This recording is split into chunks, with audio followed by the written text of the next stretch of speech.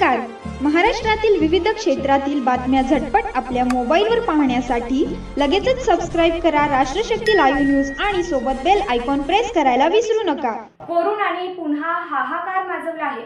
राज्यात पुण्यात कोरोनाची सर्वाधिक प्रकरणे आहेत. आता पुण्यातून कोरोनाबाबत एक हादरवणारी बातमी समोर येत आहे. शहरातील सर्व 10 सांडपाणी प्रक्रिया प्रकल्पांमध्ये कोरोना व्हायरस आढळला आहे. CSR नॅशनल केमिकल लॅबोरेटरीद्वारे सांडपाणी निरीक्षणातून असे नमुने उघड झाले आहेत. NCL ही पुण्यातील एकमेव संस्था आहे जी शहरातील सर्व 10 STPचे पद्धतशीर सांडपाणी निरीक्षण करते. प्रयोगशाळेने ओमिक्रॉन आणि त्याच्या उपप्रकारामुळे झालेल्या मागील लाटांचा यशस्वीपणे मागोवा घेतला आहे. 10 सांडपाणी प्रक्रिया केंद्रांमधील नमुन्यांच्या आठवड्याच्या चाचणीत 60 नमुन्यांपैकी अंदाजे 40 नमुन्यांचे पॉझिटिव्ह निकाल दिसून आले.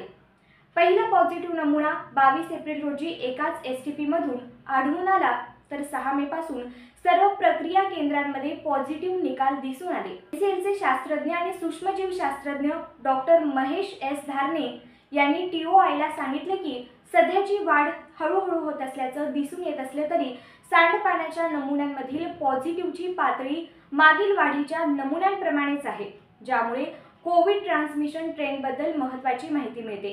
कोविड-19च्या कम्युनिटी प्रसाराचा मागोवा घेण्यासाठी सांडपाणी निरीक्षण ही एक महत्त्वाची पूर्वसूचना प्रणाली आहे, जी अनेकदा क्लिनिकल प्रकरण नोंदवण्यापूर्वी काही दिवस किंवा आठवड्याआधी विषाणूची उपस्थिती शोधते.